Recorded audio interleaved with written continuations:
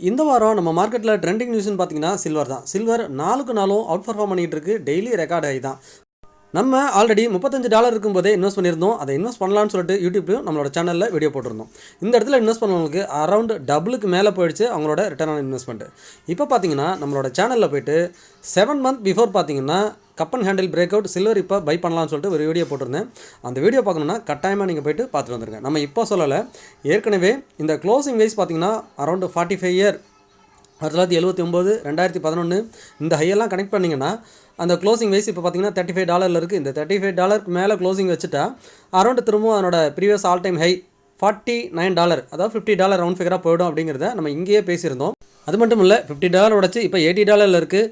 கோல்டும் நிற்காமல் ஏறிட்டு இருக்குது. இப்போ நிஃப்டி கரெக்ஷனில் இருக்குது. அடுத்த வாரம் நிஃப்டியோட மூவ் எப்படி இருக்கும், எந்தெந்த செக்டார்லாம் எப்படி பர்ஃபார்ம் பண்ணுறதுக்கு வாய்ப்பு இருக்குது, அதை தாண்டி ரயில்வே செக்டார்லாம் லாஸ்ட் ஃப்ரைடே பார்த்தீங்கன்னா 12 to 10% மேலே ஹைக்காக இருக்குது. அந்த செக்டார்லாம் எப்படி மூவ் ஆக போகுது அப்படிங்கிறது இந்த வீடியோவில் பார்த்துடலாம். மிஸ் பண்ணாமல் பாருங்கள். எல்லோருக்கும் வணக்கம். நான் உங்கள் கோவிந்த். நான் ஆம்பி register mutual fund distributor and IRDAயோட சர்டிஃபைடு இன்சூரன்ஸ் அட்வைசர். ஃபஸ்ட்டு இப்போ சில்வர் பார்த்தலாம். சில்வர் பார்த்தீங்கன்னா அரௌண்ட் 45 year ஹையை உடச்சி அவுட் பர்ஃபார்மில் இருக்குது. இது வந்து பார்த்திங்கன்னா 1979 ஹை $49 தான். இப்போ பார்த்திங்கன்னா 2011 $49. இது வந்து நம்ம முதல்ல க்ளோசிங் வைஸ் பேசியிருந்தோம். இப்போ அதனோட ஹை எக்ஸாக்ட் விக்கியும் கனெக்ட் பண்ணியும் ஒரு கப் அண்ட் ஹேண்டில் ஃபார்மேஷன் வந்துருக்கு. ஆனால் இதெல்லாம் கன்ஃபர்மேஷன் கிடைக்கிறதுக்கு முன்னாடியே அதனோட ரெக்கார்டு ஹையை தாண்டி அதனோட டார்கெட்டுமே கிட்ட போயிடும் போல இருக்குது. $49 $80. ஆனால் இதனோட டார்கெட் பார்த்திங்கன்னா $94. இந்த கப்போட ஹைட் என்னவோ அது வந்து $94 காட்டுது. இன்னும் ஒரு $14 தான். ஸோ இதுவும் இதே ஸ்பீடில் போணுச்சுன்னா சீக்கிரமாக ஒரே மாதத்தில் ஏறி முடிஞ்சிடும்னு நினைக்கிறேன்.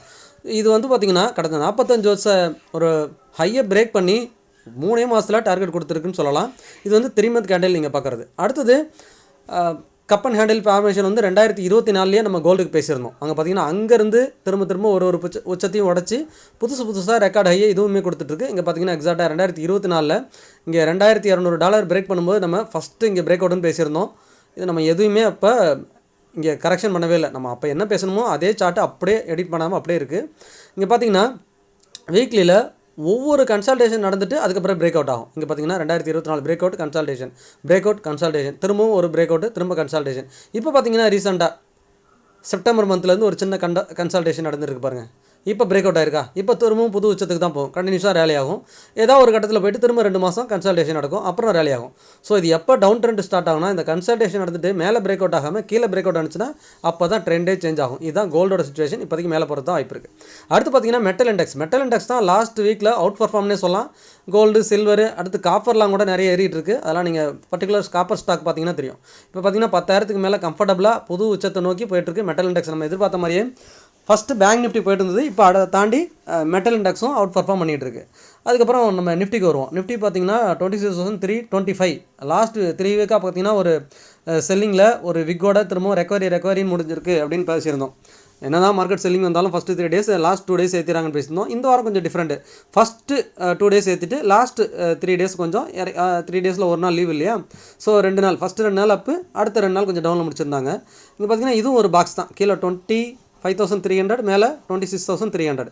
ஆனால் 25,300 ஒரே ஒரு முறை தான் வந்துச்சு. அதுக்கப்புறம் அந்த 25,700லேயே திரும்பிடுது. இங்கே பார்த்திங்கன்னா தெரியும். இந்த ஒரு டே சார்ட்டில் பார்த்திங்கன்னா இது ஒரு கன்சல்டேஷன் ஜோன் சொல்லலாம். இதை எந்த சைடு பிரேக் ஆகுதோ அந்த பக்கம் ஒரு அக்ரெசிவ் மூவ் இருக்கும். என்னோட கணிப்பு மேலே தான் பிரேக் ஆகிறதுக்கு வாய்ப்பு இருக்குது. பட் இது தப்பாக கூட போகலாம். உங்களோட ஃபினான்ஷியல் அட்வைசரை எப்பயுமே டிஸ்கஸ் பண்ணால் மறந்துடாதீங்க. உங்களோட ஓன் அனலைஸையும் கன்சிடர் பண்ணுங்கள். என்னோட வியூ பார்த்திங்கன்னா மேலே பிரேக் ஆகிறதுக்கு தான் அதிகமான சாய்ஸ் இருக்குது. அடுத்து பார்த்திங்கன்னா பேங்க் நிஃப்டி பார்த்திங்கன்னா லாஸ்ட் வீக் எங்கே க்ளோஸ் வச்சுருந்தாங்களோ அதே இடத்துல தான் ஏற்கறைய. போன வாரம் டோஜி, இந்த வாரம் ஒரு செல்லிங் தெரிஞ்சாலும் அதே இடத்துல தான் க்ளோஸ் வச்சுருக்காங்க. பெருசாக எதுவும் செல்லிங்கும் இல்லை. செல்லிங் தெரிஞ்சாலுமே ஒரு மந்த்லி கேண்டில்லாம் பார்த்திங்கன்னா ஒரு சின்ன ஒரு ரெட் கேண்டில் தான் தெரியும். பெரிய செல்லிங்லாம் கிடையாது. இதுவும் கன்சல்டேஷன் பிரேக் ஆகட்டும். அடுத்து பார்த்திங்கன்னா சென்செக்ஸ் பார்த்திங்கன்னா 86,000 பக்கத்துலேயே தான் இருக்குது. இதுவும் பார்த்திங்கன்னா வீக்லியில் ரெக்கவரி ஆகி தான் முடிஞ்சிருக்கு. இந்த வாரம் போன வாரத்துக்கு மேலே க்ளோஸ் வச்சிருக்கு. பட் செல்லிங் தெரிஞ்சாலுமே இந்த பாக்ஸுக்குள்ளே தான் இதுவும் ட்ரேட் ஆகுது. ஏற்கனவே நிஃப்டி இதுவும் ஒன்றாவே இருக்கும். இங்கே பார்த்திங்கன்னா தெரியும் ஒரு சைட்வேஸ் தான். இந்த சைட்வேஸை பிரேக் பண்ணுறதுக்காக வெயிட் பண்ணிகிட்டு இருக்கோம். கூடிய சீக்கிரம் பிரேக் அவுட் ஆகிடும், வெயிட் பண்ணுவோம். அது டிசம்பர் ஜனவரிக்குள்ளே எனக்கு தெரிஞ்சு இந்த 2 மாதத்தில் பிரேக் அவுட் ஆகிடும். ஐடியில் நம்ம பாட்டம்லேயே இன்வெஸ்ட் பண்ண சொல்லியிருந்தோம். இந்த இடத்துல இன்வெஸ்ட் பண்ணலாம் அப்படிங்கிறத பேசியிருந்தோம். இந்த 40,000 பாயிண்ட்டை பிரேக் பண்ணுறதுக்கு கொஞ்சம் ஸ்ட்ரகிள் ஆகிட்டு இருக்குது. ஸோ இந்த இடத்துல ஒரு சின்ன கரெக்ஷன் ஆர் கன்சல்டேஷன் வரலாம். பட் அதை தாண்டி பிரேக் பண்ணும்போது ஒரு அல்டிமேட் பர்ஃபார்மன்ஸ் வெயிட் பண்ணிகிட்டு இருக்குது. ஐடியை பொறுத்த வரைக்கும் 40,000 பிரேக் பண்ணிச்சுன்னா ஒரு அல்டிமேட்டான பர்ஃபார்மன்ஸ் காத்துட்ருக்கு. அடுத்து பார்க்கலாம் ஃபார்மா இண்டெக்ஸ். ஃபார்மா இண்டெக்ஸை பொறுத்த வரைக்கும் ஆல் டைம் ஹை பக்கத்திலே தான் இருக்குது. இந்த 23,900 பிரேக் பண்ணுற அன்றைக்கி ஒரு அல்டிமேட் பர்ஃபார்மன்ஸ் கொடுக்கும். அது வரைக்கும் நம்ம வெயிட் பண்ணி தான் ஆகணும். கிராஜுவலாக இது ஒரு சின்ன ரெட் கேண்டில் வந்தாலுமே திரும்ப ரெக்கவரி ஆகி ஆல் டைம் ஹை பக்கத்திலே தான் க்ளோஸ் வச்சிருக்காங்க. கூடிய சீக்கிரம் இதுவும் இந்த கன்சல்டேஷன் முடிச்சுட்டு மேலே தான் பிரேக் ஆகிறதுக்கு வாய்ப்பு இருக்குது. நெக்ஸ்ட்டு ஆட்டோ இண்டெக்ஸ் பார்த்தீங்கன்னா 27,700 பிரேக் பண்ண உடனே ஒரு நல்ல மூவ் கிடைக்கும். பட் அது ஒரு ஸ்ட்ராங்கான புல்லிஷ் கேண்டில் பிரேக் பண்ணல, இன்னும் அதே இடத்துல தான் இருக்குது. இதுவுமே பார்த்தீங்கன்னா அந்த ஹையை தொட்டுட்டு ஒரு சின்ன கன்சல்டேஷன் ஜோனில் இருக்குது. திரும்பவும் அந்த ஹையை கூடிய சீக்கிரம் உடைக்கும். இங்கே பார்க்குறது எஃப்எம்சிஜி இண்டெக்ஸ். எஃப்எம்சிஜி இண்டெக்ஸ் பார்த்திங்கன்னா நம்ம பாட்டம்லேருந்து இன்னும் ரெக்கவரி நடக்கலன்னு சொல்லியிருந்தோம். இந்த பாக்ஸ் தான். இந்த பாக்ஸு ஏறக்குறைய நம்ம மே மாதத்துலேருந்து பேசிகிட்டு இருக்கோம். பாக்ஸை கீழே தொட்டால் மேலே போகும். இங்கே பாருங்கள், லாஸ்ட் வீக் கீழே தொட்ட உடனே 2 வாரமாக இப்போது எஃப்எம்சிஜி கொஞ்சம் ரெக்கவரி ஜோனில் இருக்குது. இது வீக்லி கேண்டில் ரெக்கவரி மோடில் இப்போ காமிச்சிட்ருக்கு உங்களுக்கு. பட் இது கிராஜுவலாக மேலே தான் போகிறதுக்கு அதிகமான வாய்ப்பு இருக்குது. அடுத்தது நம்ம பார்க்கக்கூடியது பார்த்திங்கன்னா மெட்டல் இண்டெக்ஸ். இதை நம்ம ஆல்ரெடி பார்த்துட்டோம். அடுத்தது மிட் கேப் இண்டெக்ஸ் பார்த்தலாம். மிட் கேப் இண்டெக்ஸ் பார்த்தீங்கன்னாலும் லாஸ்ட் ஒரு 7 வீக்காக ஒரே இடத்துல ட்ரேட் ஆகுதுன்னு சொல்லலாம். இந்த 60,500 மிட் கேப் 100 இண்டெக்ஸ் எடுத்து வச்சிருக்கேன். இங்கே பார்த்தீங்கன்னா 7 வீக்ஸாக இந்த இடத்துலேயே தான் கீழே செல்லிங் வந்தாலும் திரும்ப ரெக்கவரி ஆகிட்டு ஆல் டைம் பக்கத்துலேயே தான் க்ளோஸ் வைக்குது. ஸோ இது எதை குறிக்குதுன்னா மார்க்கெட் வந்துட்டு திரும்ப புஷ் பண்ணுறாங்க மேலே மார்க்கெட்டை. கூடிய சீக்கிரம் பிரேக் அவுட் ஆகும். பட் இதுனா ஒரு ட்ரிகர் பாயிண்ட் கிடச்சதுன்னா பிரேக் அவுட் ஆகிடும். எல்லாத்தோட போர்ட்ஃபோலியோவும் இன்னும் ஏறாமல் இருக்கிறதுக்கு காரணம் இந்த mid and small cap index தான். லார்ஜ் கேப் ஸ்டாக் வச்சிருக்கவங்கலாம் போர்ட்ஃபோலியோ வந்துட்டு ப்ளஸ் வந்திருக்கும். இந்த மிட் அண்ட் ஸ்மால் கேப்பில் வச்சிருக்கவங்க மட்டும் பர்ஃபார்ம் பண்ணியிருக்காது. ஏன்னா அது இன்னும் கீழே இருக்குது, பிரேக் அவுட் ஆகலை. அதாவது ப்ரீவியஸ் ஹையை பிரேக் அவுட் ஆகலை. இதை பிரேக் பண்ணால் தான் ஒரு அல்டிமேட் பர்ஃபார்மன்ஸ் கொடுக்கும். அப்போ உங்களோட போர்ட்ஃபோலியோலாம் திரும்ப ப்ளஸுக்கோ ஆர் நல்ல ரிட்டர்னுக்கோ வாய்ப்பு நிறைய இருக்குது. இங்கே ஸ்மால் கேப் இண்டெக்ஸ் பார்க்கலாம். ஸ்மால் கேப் இண்டெக்ஸை பொறுத்த வரைக்கும் கடந்த 2 வாரங்களாக கொஞ்சம் க்ரீன் கேண்டில் ஃபார்ம் ஆயிருக்கு. ஒரு சப்போர்ட் எடுத்து விக்கு பார்த்திங்கன்னா ஒரு புல்லிஷ் மூமெண்டம் திரும்பவும் அதனோட ஹை இந்த 19,600 நோக்கி போகும். 19,600 உடைக்கிற அன்றைக்கி தான் அல்டிமேட் பர்ஃபார்மன்ஸ் கொடுக்கும். அது வரைக்குமே இது வந்து பார்த்திங்கன்னா ஒரு செல்லிங் திரும்ப பையிங் அந்த மாதிரி மாறி வரதுக்கு தான் சான்சஸ் இருக்குது. தென் பிஎஸ்சி பேங்க் இண்டெக்ஸும் பார்த்திங்கன்னா ஆல் டைம் உடைச்சிட்டு ஒரு கன்சல்டேஷன் ஆர் ஒரு சின்ன கரெக்ஷன் இதுவும் முடிச்சுட்டு திரும்பவும் மேலே போகும். மார்க்கெட் எல்லாமே பார்த்தீங்கன்னா ஆல் டைம் சில செக்டார் பிரேக் பண்ணியிருக்கு, சில செக்டார் பிரேக் பண்ணுறதுக்கு ரெடியாக இருக்குது. இங்கே பார்த்தீங்கன்னா எனர்ஜி இண்டெக்ஸ் பார்த்தீங்கன்னா இந்த 37,000 பாயிண்ட்டை இன்னும் பிரேக் பண்ணவே இல்லை. அதை பிரேக் பண்ணால் தான் ட்ரெண்டே ஸ்டார்ட் ஆகும். அது வரைக்கும் இது பார்த்தீங்கன்னா ஒரு சைட்வேஸ் டவுன் ட்ரெண்ட், சின்ன கரெக்ஷன் சைட்வேஸ் இப்படி தான் போயிட்டுருக்கும். ஸோ ஃபைனலாக நிஃப்டியை பொறுத்த வரைக்கும் இந்த வாரமோ அல்லது ஜனவரி நம்ம பட்ஜெட் இருக்குது அந்த நியூஸ்லாம் பார்த்துட்டு பார்த்தீங்கன்னா மார்க்கெட் எதனா ஒரு நல்ல நியூஸ் இருந்ததுன்னா மேலே போகிறதுக்கு சான்சஸ் இருக்குது. ஸோ கூடிய சீக்கிரம் ஆல் டைம் ஹை இந்த 26,325 உடச்சோன்னே புது உச்சத்துக்கு போகும். வெயிட் பண்ணுவோம் நம்ம. ஃபைனலாக ரயில்வே செக்டார்லாம் பிரேக் அவுட் தெரியுது. ஒரு நல்ல மூவில் முடிஞ்சிருக்கு. லாஸ்ட் வீக் பார்த்தீங்கன்னா ஆர்பிஎன்எல் மட்டுமே 12% ஒரே நல்ல மூவாக இருந்தது. அதுவும் பார்த்தீங்கன்னா லாங் ட்ரெண்ட், அதாவது 2024 செப்டம்பர்லேருந்து வந்த ஒரு sideways down trend break out ஆகி முடிஞ்சிருக்குது. இந்த பிரேக் அவுட் வந்துட்டு கண்டினியூஸாக டிசம்பர் மாதம் மந்த்லி க்ளோசிங்கும் மேலே இந்த 375க்கு மேலேயே க்ளோசிங் வந்துருச்சுன்னா அப் ட்ரெண்ட் ஸ்டார்ட் ஆகிடும்.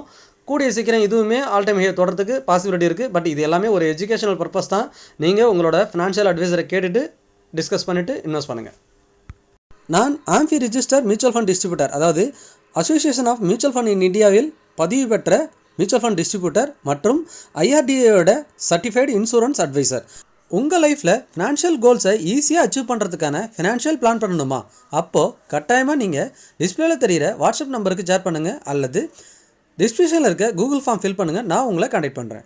அப்படியே நம்ம சேனலை சப்ஸ்கிரைப் பண்ணிவிடுங்க, லைக் பண்ணிவிடுங்க, உங்களோட ஃப்ரெண்ட்ஸ் அண்ட் ஃபேமிலிக்கு மறக்காமல் ஷேர் பண்ணிவிடுங்க. மீண்டும் ஒரு நல்ல வீடியோவில் சந்திக்கிறேன். உங்கள் கோவிந்த்.